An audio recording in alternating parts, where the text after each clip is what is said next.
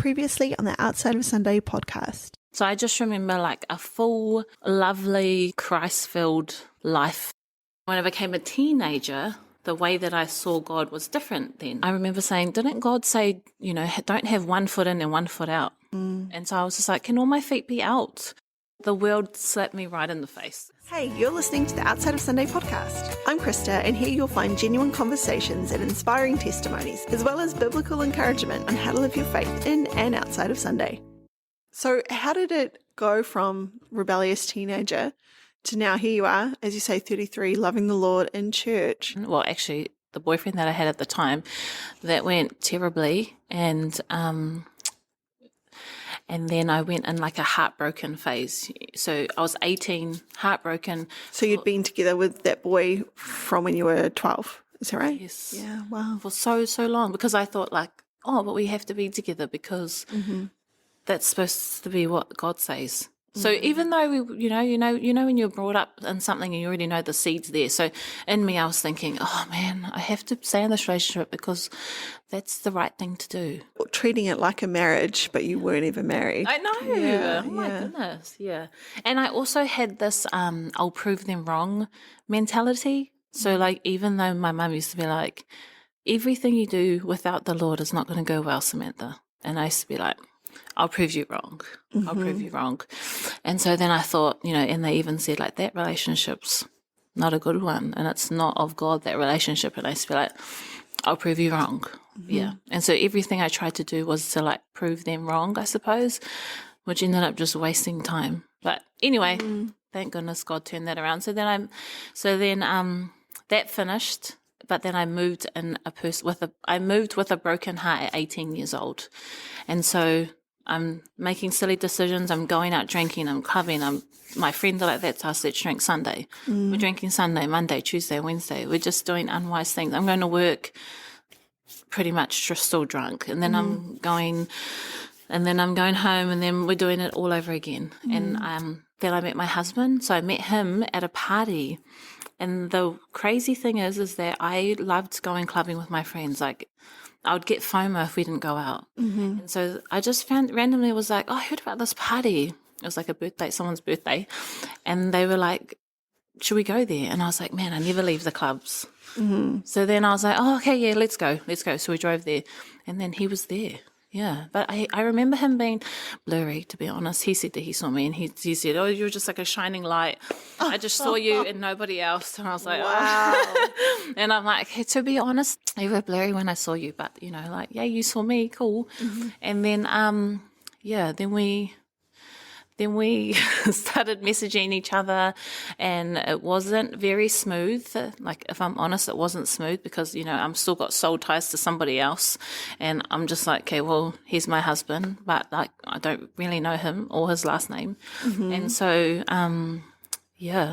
I ended up getting pregnant with our son, navigating through that and all the things that I had to do because I was 19 years old, not really wanting to be a mum because I don't even know who Mark is. And then on the same time, I'm having to deal with like being heartbroken. So just all the things that came with having, being pregnant, but also the circumstance wasn't that great. Yeah. So having to be like, okay, I was raised in the Lord, so not having this baby is not an option. That's not an option. So now what do I have to do? Well, this is a consequence of your actions. Samantha, this is what I'm telling myself. You have to have this baby and you just got to go tell your family and you got to do all the things that you need to do to just have this baby. Yeah. And then my husband stayed by my side that whole time, even though it was not the easiest time. Yeah. And I remember feeling like really stressed. I got preeclampsia. It was like not a good time. Yeah. Let's just kind of summarize what's happened now. So you grew up, loved the Lord. Yeah. Sweet child, loved the Lord. Teenage years came, you wanted to leave. Like you say, you willingly were like, I want to get out of here. I want to go. Yeah. So you went into the world. You had a relationship from when you were 12 to when you were, was it 18 when you broke up? And then you met my husband. Met your now husband. Quick as. Very quick. And then quickly became pregnant with his child. Yes. And then you're like, here I am. Yes. suffering the wounds of having this broken relationship. Yes. Now I'm pregnant with a baby to this man I don't really know. What was it like? Yeah, that was really intense. And because at the same time, he also had a 2-year-old daughter. So I was 18 at the time, turning 19, and my husband was 21. And yeah, I felt like I was still like, oh, I'm still having fun out here. Like, I'm not ready to go. And so I just felt like, man, I'm like in my prime. I need to like stay out here and be with friends. And So you weren't at that place yet of being ready to even come back to the Lord. You were still like, keep me in the world. I'm happy here. I want to stay. Yeah, like I'm not even going to lie, even though my whole entire world was falling to pieces and, I was heartbroken. I was like, man, I'm having fun out here. And I think it was like, that twisted thought that like I'm having fun out here because I get to do whatever I want and I get to be the boss of myself but really I was still in pain. I'm in pain. I'm hurt. Like I don't get to see my family much. I don't really like my mum. Don't talk to my dad. Oh, like I do talk to my dad, but not often. I had like a brother and a sister. So when I was 7, my brother was born. Then when I was 15, my sister was born. So I didn't spend any time with them because I'm like, I'm not even welcomed at home because I don't love the Lord. Like, oh, it's so ugly. It's sad. Yeah. Anyway, so that's why I was like, actually, if I just keep having a good time, like all these things, whatever. Just chase that, the fun, chase the high, I suppose. Just honestly, it was literally like, let's just keep going to numb all that. But really, if I had paused and thought about it, that's actually not nice. You didn't want to stop and think about it. No, I just definitely did not want to stop and think about it. Yeah. Anyway, it makes me emotional now because I think like, because now I can see in hindsight, how it all worked out, and how God changed all that. And now I'm like texting my mum all the time and see my siblings like every single day. Yeah. Yeah. So it all worked out. But yeah, at the time, I just remember feeling I need to have a good time to not feel actually that I'm sad. Yeah. Yes. Anyway, so my husband, so he stayed by my side when I was pregnant and I told him that he didn't have to. I literally was like, honestly, I just met you. You don't have to stay here. You've already got a daughter. You probably don't want to have a second child. Like, just go live your life. And I'm happy to be a single mum kind of thing. Yeah. I was like, honestly, it's all good. Like, my mum's can be a nan. She's ready. No, honestly, she was not. She was 36.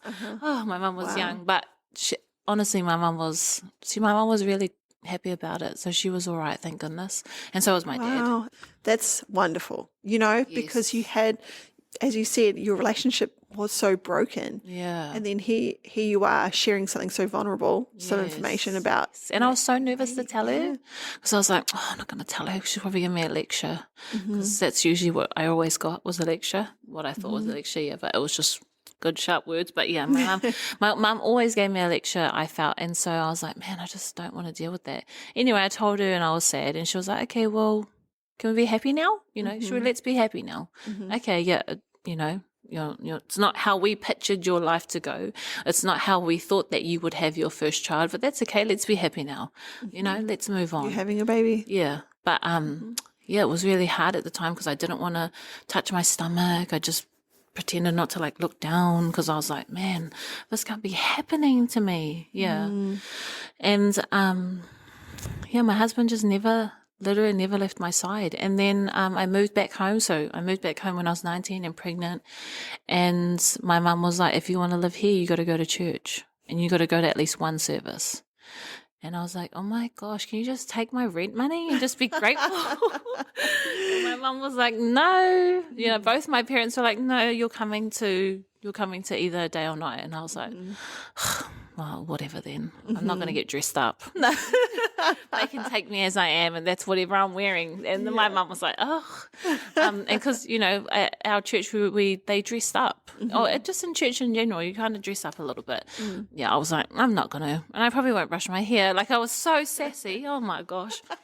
Anyway, so start going to church and I told my husband, like who wasn't my husband at the time, I have to go to church because that's part of like living at home. And he was like, oh, I'll come. And I was like, no. Oh, my gosh. Live your, like, go enjoy your Sunday. You don't have to come. You're like, I almost wish I was in your shoes. I wish that I was that Like, person. you go free. for us. Yeah. Like, you go then. And oh, my gosh. And so, because I'd be hanging out with him at his house in the daytime, and then I'd be like, dang it, like, it's coming up to 5 o'clock. I think church was at 5. And I've got to go to church, and I'm just like, don't want to. And also because I'm pregnant. So the last time they saw me, I wasn't pregnant. And so this is the church that I'm raised in. And so I was like, oh, man, here they are. They're going to look at me and be judgy. And they're going to judge me and be like, oh, look at Sam. She's pregnant. We knew she would. No. But that's what you think, hey? Those are the thoughts that you have. Gosh. Yeah. And that's actually how I feel like new people. I'm like, man, I want new people or just anyone that comes back to the Lord to know, like, we're not judging you. We're happy to see you. We're just so happy that you're here. We don't want to be like, where have they been? Like, oh, don't come back in. I always say to people, like, honestly, we're just so happy that you're here. Like, we don't even care about whatever's going on in your life. We're just so happy to see you. Yeah. And I literally had that conversation with somebody the other day. It's like when you're saved, you know that you are a sinner. Like that's why we get saved, is because we were sinners. Yes. And so when you see somebody else who's a sinner come to church, you're not like, ooh, yuck, you're a sinner. You're like, you're just like me, but you need to find Jesus. Like, the most unperfect people come to church, because we know we're not perfect. We know we need help. Oh, yeah. And this is why we come to church. So I'm like, come on. Like some of my family would be like, oh, if we come through the doors, the whole church will burn up. No. And I'm like, it would have been burnt up ages ago for all of our sins. All of our sins. I'm like, no way. It's not even like that. So obviously going to church, and I'm pregnant. I haven't been in church in a long time. Didn't want to be there, and I'm pregnant. So all I'm thinking is everyone's judging me. Everyone's looking at me. And I remember my mum looking at me and her saying, the only reason why you're here is because of what God thinks about you. So just look to God. And that's all that matters, what he thinks about you, not what anyone else thinks. And I was like, that like stuck with me, because I was thinking, that's actually one of the nicest things you've ever said to me, Mother. Wow. Because it was like actually encouraging. Like it was like, who cares that you're here and you're pregnant? Just remember, like, you're here because of what God thinks about you. It's what you and God, that's all that matters. That's why we come to church, not what everyone else is saying. And I was like, that actually stuck to me. I told her that one time, and she was like, geez, did I say that? I was like, you did. And I remembered it. And I think that it's so relevant for like everyone. Yeah. Hey, that's why we come. Yeah. Yeah. And then my husband came, and then he was just like, wow, everyone's so happy here. So did he have any kind of church background or any understanding of what Christianity is? No, his life was what I wanted. I was like, how are you raised? And he was like, oh, just like went to school. My mum and dad did their thing. And as a teenager, he could do what he wanted to do. He didn't have the like, hardly no rules. I was like, you had no rules, eh? Just say, I had no rules and I was spoiled. He was like, no, I wasn't spoiled and I did have rules. But I just thought like, well, anyone that doesn't have to go to church, I'm like, you got a great life. So that's what I thought his life was like. But then he came to my family and then to church, and he was like, wow, these people are so happy. Like it actually feels so happy here. Everyone feels happy. The atmosphere feels happy, like genuinely happy. He was like, people are so kind and caring, and he like, oh, I love it. Like this is so cool. And I was like, what's wrong with you? Oh, they got you, Like, oh, they got you. I was like, just close your eyes. Nah, that's a lie. But he was like, no, it's nice. And people would come up to me, hey, bro, how are you? And he was like, oh, I've never experienced anything like that before, especially not from people that were sober, because when you're drinking and you're with worldly people and everyone's drunk, you're like, yeah, but sober, you don't really talk to anyone out there, I don't reckon. No. So when you're in church and everyone's talking to you and they say, how are you? My name's so-and-so like this. Well, good to see you. He actually was like, this is lovely. That's actually, I've never actually thought about that before. Yeah. And so these were people that I knew most of my life, coming up to see him, to say hello. And that was really cool to see, because I thought, here's me in my brain thinking they're probably judging us and they're not even going to talk to us. But they were literally like, hello, like give us a hug, like just so happy to see us. Yeah. So it's not what you think is going to happen when you come to church. like you could come to church and have, you can come to church and have the best time. So I suppose don't let the enemy whisper those things in your brain and stop you from coming to church when it could actually change your whole entire life, like it did for my husband. Yeah. What's the rest of the question? No, we're just like carrying on through that journey, I suppose. So then he kept coming. He kept coming with you. Yes, he kept coming, and then then I just looked at him really, and I could just see like, oh, he actually really loves it here, and I need to change the way that I'm thinking. And then when I was very, very pregnant, he asked my mum if he could marry me. And I was like, oh my goodness. So did you know that he was going to ask your mum, or did? Well, my mum was like, you're pregnant now, so you should get married. And I'm like, well, I'm not going to tell Mark that. And also, I barely know him. Like, I'm just pregnant with this baby, and I only just met him like 7 months ago, like 8 months ago or something. So it's really quick. So I was like, no, please, no, it's all right. And then my mum was like, okay, well, I'm just saying. And then, he was like, yes, I want to marry you, like today. Wow. I just love you so much. Wow. And I was like, oh my goodness, wow. And because I'm heavily pregnant, like my fingers are swollen. Like I just do not look pretty at all. So I'm like, oh, geez, you saw me pretty for like a minute and now I'm heavily pregnant, Like I'm like, what do you mean? But he just was like, yes. And so, he proposed to me in the lounge at my mum and dad's house, Wow. with my family there. And I was like, shame, no. They're going to laugh at us. I just was always so thinking about like, no, that's embarrassing. And my husband doesn't care about what anyone thinks, honestly. He just rolls on his own. He's just like, no, it doesn't matter. Who cares? Yeah. And then, so proposed to me. And then, because I slightly had a little bit of still rebellious in me, I was like, oh, we'll just go to the courthouse, because my mum wants us to get married. Obviously, like, we'll go get married then, but we'll just go to the courthouse. And I said to my mum, okay, it's on Thursday, 1 p.m. at the courthouse. And she was like, what? Yeah, so I'm the first daughter, like first oldest daughter, first granddaughter, great-granddaughter, niece. And my mum was like, you will not get married like that. And I was like, who cares? Like, we're getting married. What matters? How? Like, what does it mean? Like, wherever we get married, who cares? And my mum was like, no. And so my uncle and my auntie are the pastors of our church. And so my mum was like, your uncle will marry you. And I was like, what? No. That's embarrassing. Can I just say, I love how you paint a picture. I can just see you back then. Yes, I was literally like, great. no way, that's embarrassing. My mum was like, no, like hurry up, you will. Like she gave me another lecture about the importance of being married properly and that I will regret it. And then honestly, Your mum is a crack up. Man. And all I'm thinking is, Mum, I'm having a baby. I'm trying to pay for this stuff for this baby. And now I have to add a wedding onto that. Like, are we made out of money? Like, what's happening? And then my mum was like, God will cover this wedding. And my mum was so like, she was like, God's going to like have favor over you and this wedding because you're doing it the right way. So no, we're going to do it the right way. And I was like, okay, well, I'm just trying to grow fingers and toes right now. And I'm still trying to see my own toes. So you can organize this, you can do this then, Mum. And so I just let her do what she needed to do. And she hustled hard. And we ended up getting blessed with like our wedding venue covered, like as in like decoration, like the decor all done. Beautiful. We went to the reception and we had it at Sudima and it was buffet and the whole entire reception was done up. Wow. Literally all for free. Wow. Oh, and my favorite color was purple. Oh my gosh. So we got married 2011.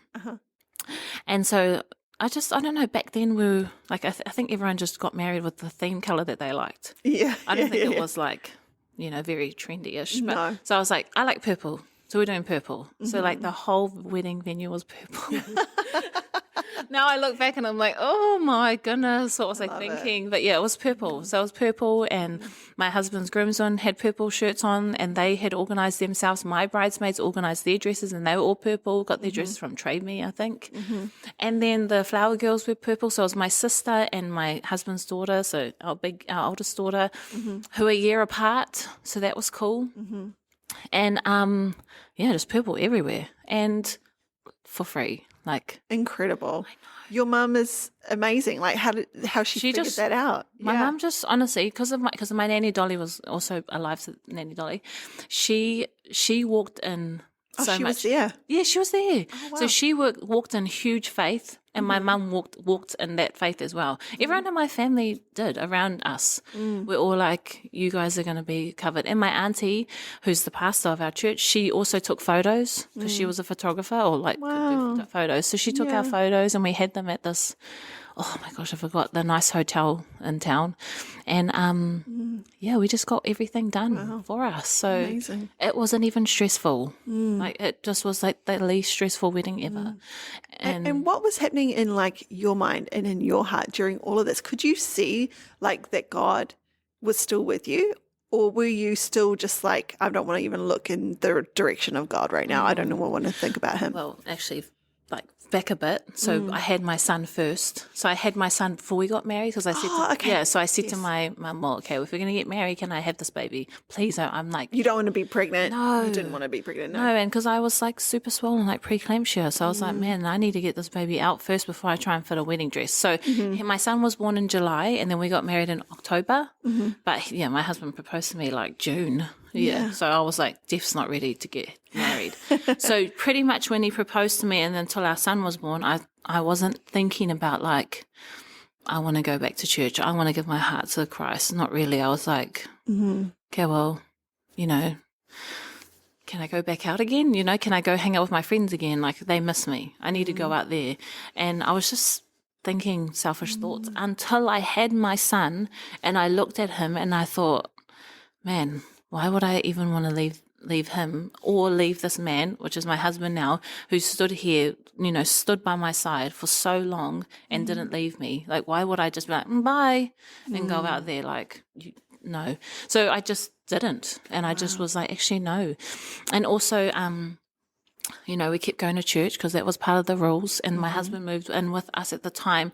But my mum said we have to have separate rooms. So this is just before you're married, like baby's born, but hubby's there. Yeah. Oh, no, sorry, he's not your hubby yet. No, he's not my husband. He's in a my separate room. fiancé. No. Yeah, so he's in a separate room. So my mum was like, I know, obviously you guys have had a baby. My mum was like, I don't want you to do night feeds and all that by yourself, but he needs to be in another room until you get married. So we were like, okay. So so during that time, we had like a spiritual encounter and not a nice one. And so when my son was 1 week old, in that space of time, something happened to us. Yeah. Should I talk about that, do you reckon? Share. It happened. Just share. Yeah. If you're comfortable, like I don't want to make you. Yeah. Well, we just had so while my so we get home, he's like maybe 4 days old, and I'm in the room with him, and I just put him down, and I feel like something come into the room, and I immediately jump into my body, and I was like, ooh. Either I'm super sleep deprived or like something's going on. And I just remember feeling like I'm shaking. And I remember looking over at my baby and thinking like, whatever's happening to me, don't go to my baby. And then it jumped out of me and then it walked out of the room and it got to the door. It looked back and it laughed at me. And it was like was it something you could actually see, or was it just? It was like a big shadow thing. Yeah, and it was so like never happened to me before. Never, ever experienced anything like that. That was the first and only time. And then I just remember thinking, what the heck? And I literally heard it like laugh at me, like a deep like ha laugh. And then I was like, oh my gosh, I couldn't even go back to sleep after that. And then in the morning, I told Mark what had happened because obviously he's in the other room. And then he was like, are you joking? Because something like that happened to me. And I was like, I'm not even joking, that did. So we were both looking at each other and I said, what happened to you? And he was like, oh, like something came in my room and it like stopped me from being able to speak. And I almost felt like I was lifting off the bed. Whoa. And my husband was like, what is going on? And he didn't know that either because he'd never experienced like anything like that as well. So he kind of thought, was I making fun of him? Because he was like, what? And I thought he was mocking me. And how would you know? Yeah, and I'm like, what do you even mean? And so we were just so confused. And then literally in that moment, we were like, we got to give our hearts to the Lord because that was horrible. And so even like the house is now a worn up place, by the way. When we drive past that house, we're like, Like, we just will never forget that Yeah. moment. It's a 2-story house. So we were upstairs and my mum and dad were downstairs. And then we woke, and then I said to my husband, oh my gosh, I don't want to tell my mum because she'll give us a lecture. She'll say, that's what happens when you delay giving your heart to the Lord. She's like, I prayed that the Lord was like, no, leave them. I prayed that God was like, leave them to it. They want to be silly. Oh, off they go. And anyway, when I did tell my mum, she did giggle, and I said, I was praying in my head that thing wouldn't go to Canaan, like my son. And she goes, oh no, my grandson's covered. He's covered because his grandmother covered him. But you need to cover yourself.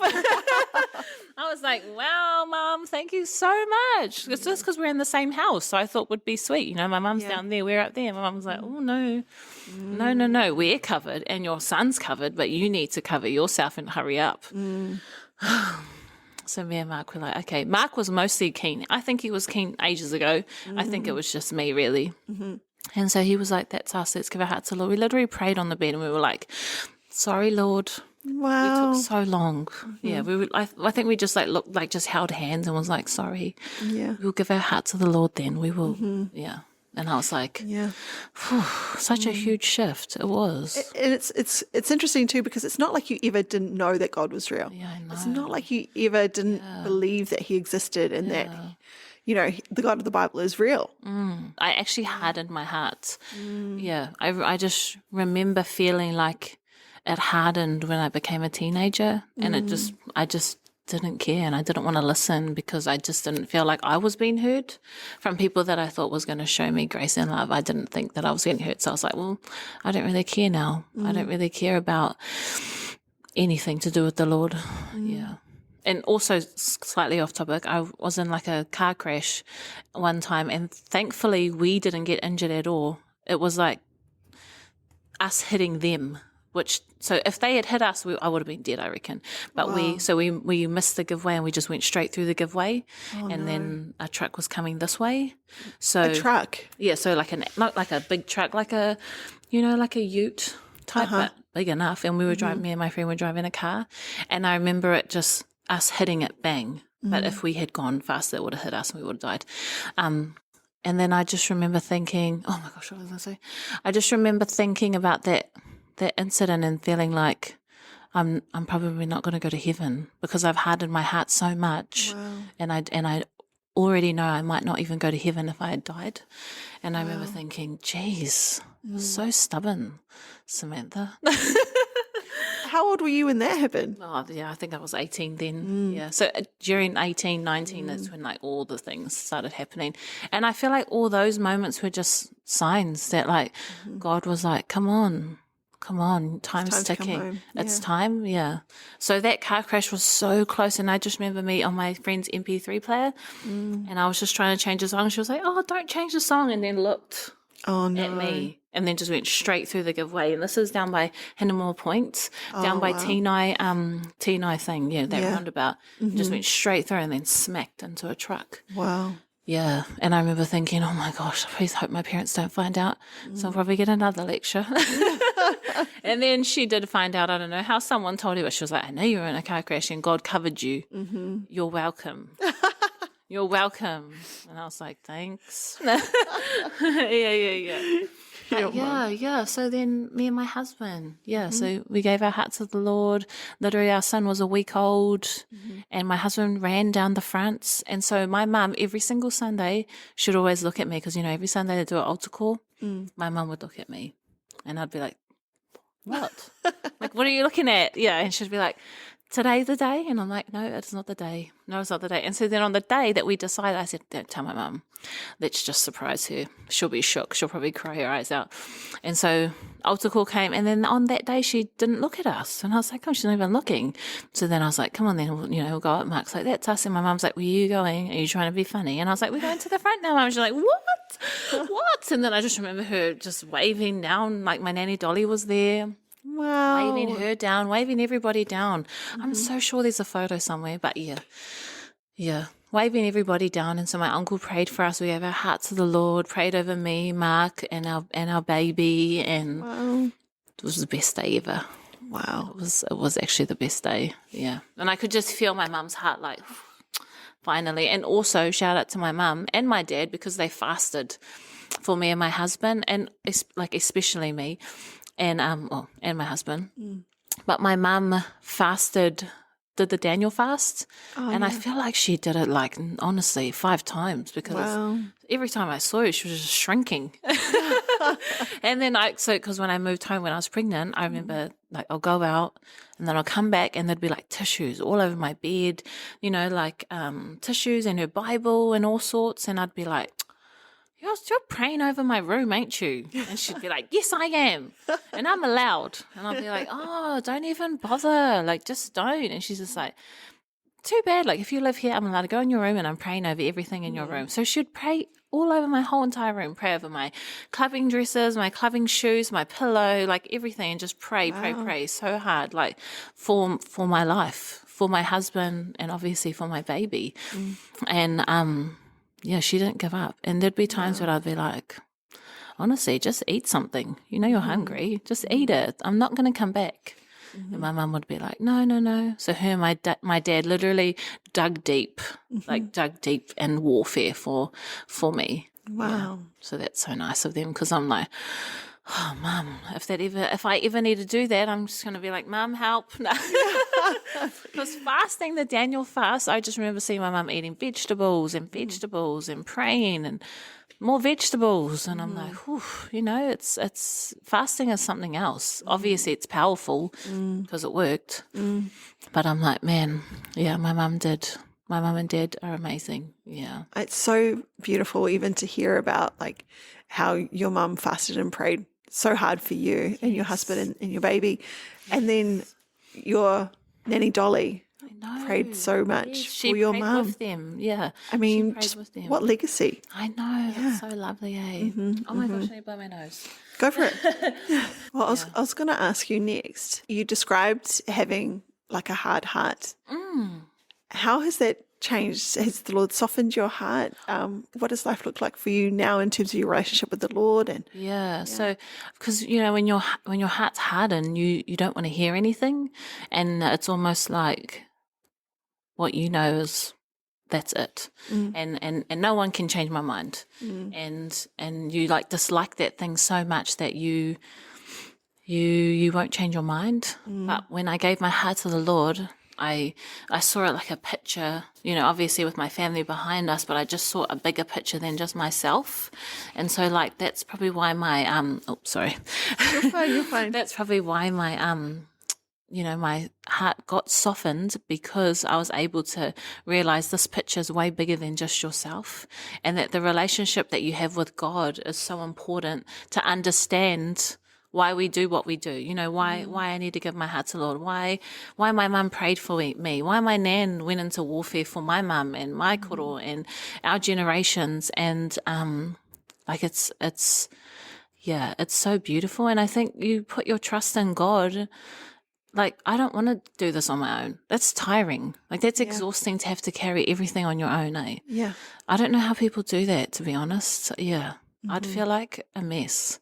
I remember like twitching in my sleep from the amount of stress that I had. Yeah. Wow. Even my husband was like, you twitch, like before he was my husband. And I was like, man, I think it's because I'm like so stressed out. You were just carrying so much. Yeah. And so like, I don't have that anymore, because I don't have to carry the things in my life on my own. I don't have to do any of those things. And, yeah, that's probably like in the Bible, I like scriptures that give me like to the point, like God, not me going blank now. But yeah, we can take a minute if you need a minute. Oh no, I'm all right. Because when I was thinking about scriptures, and so many came flooding into my brain that I'm like, yeah, which one? yeah. But yeah, when honestly, I just feel like my heart is so open to hearing God, because I know how good He is. And so before I didn't want to know. And so when my heart was hard and I didn't care, now I actually care. Now I see all the things that He's done. I see what He does in my marriage.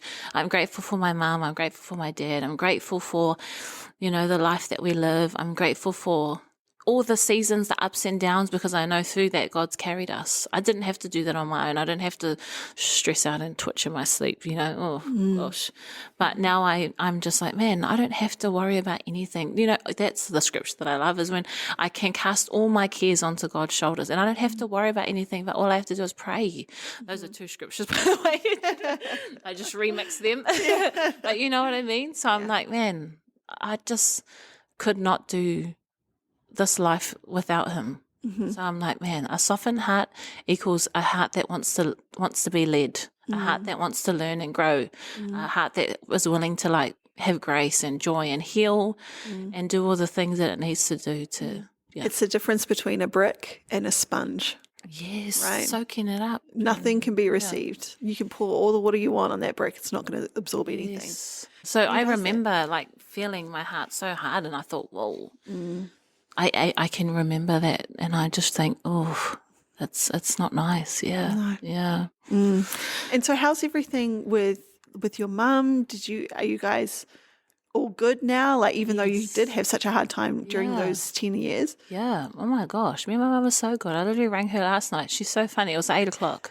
And I'm like, Mum, answer your phone. And she's like, it's cold. I'm asleep. I'm in bed or something. And I was like, okay, well, open your eyes and like turn the light on. I want to talk to you. I just got to tell you something. She's like, okay. Yeah, she's funny. Yeah.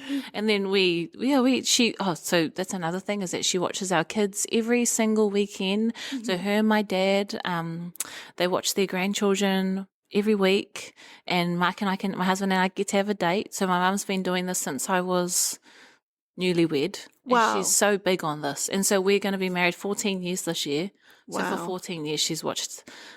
So is it one night a week? She watches all your kids. Yeah. So it used to be every Friday. Now it's every Saturday, because my brother had a baby. Uh-huh. And now he's changed our day. No. I was like, excuse me. No, but it works better. So now we do Saturdays. And so your mum comes around, just so I can get my head around it, and people literally listening, feeds them. looks after your kids so that you and your husband can do what? Go on a date. Amazing. Honestly. And this Saturday she was like, they Amazing. can sleep. So, because sometimes I'm like, we won't let them sleep, because my mum actually runs the cafe in church. So she's got to get up early in the morning on a Sunday. So I said, okay, so she said once a month the kids can sleep so that we can have a night.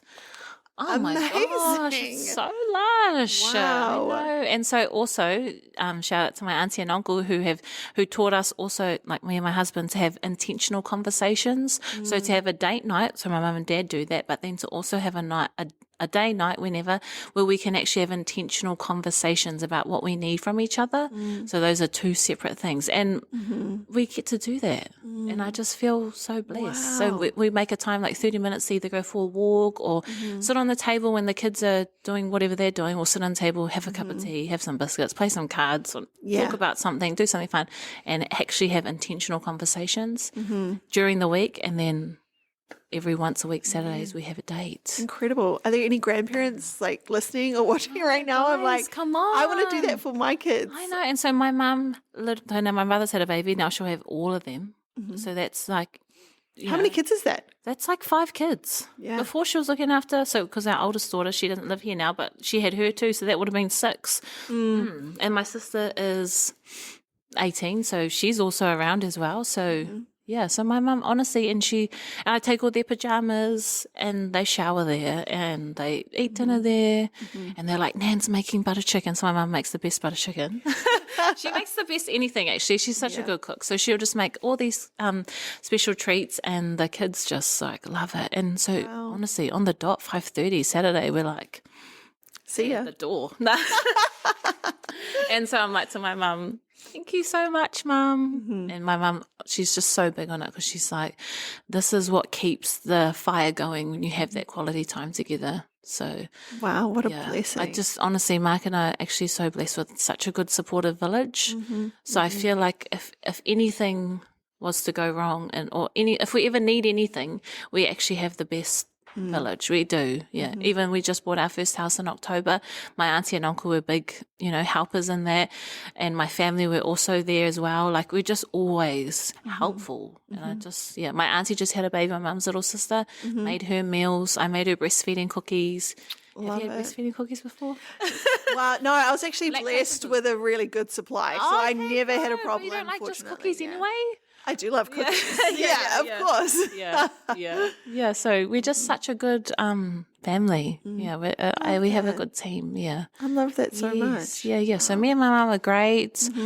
I call it all the time. Look at what the Lord has done. I know. Look at what the Lord has done. And honestly, we couldn't even have a conversation before. Like I remember people saying like, "Oh, Sam's doing well." My mum would be like, "Yay!" But now I'm like, "Hello, where are you, mum? Where are you? Are you texting? Are you going to call me? Charge your phone." And then I'll be talking to her, and her phone will shut down, and I'm like, "She did not charge her phone." And then my dad will ring me, and they go, "Oh, you know your mum, she didn't charge her phone." Yeah. But yeah, so me and Mark are so blessed, and yeah. Well, praise the Lord for all that He's done. I know. I'm so thankful. Honestly, going to be married 14 years. I have the best husband. Like it takes so, like from where we started to where we are now, like it just is like, God is so good. Every single anniversary, we're like big fat high fives because we're like, we did it, babe. Yeah. Yeah. Because, you know, it's not easy. Marriage is it's like changes. Seasons change. So you just got to keep like adjusting to the seasons. But how could we not do this without God? I'm like, I don't know. I just don't know how people do it. I don't. But yeah. Anyway, grateful. So good. Yeah. Well, I think we're going to wrap up our conversation now. Is there anything that you feel like, I wanted to say this, but I didn't get the opportunity. I'd just love to give you a moment if there is anything that you're kind of thinking about. I probably just want to say if you're going through teenage, you know, the teenage season, make sure that you have a conversation with your teenagers, you know, have grace and forgiveness for them or peace, and just understand the season that they're in. Their hormones are changing, because I'm in that season right now with my son. And having to understand that it's not an attack on us if they answer snappy or anything like that.